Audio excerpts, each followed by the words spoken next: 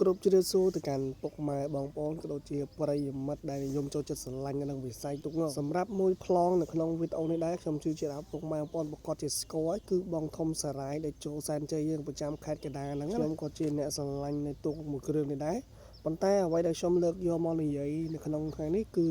ជាទូកមួយគ្រឿងដែលស្ថិតនៅខាងក្រោយសារាយហ្នឹង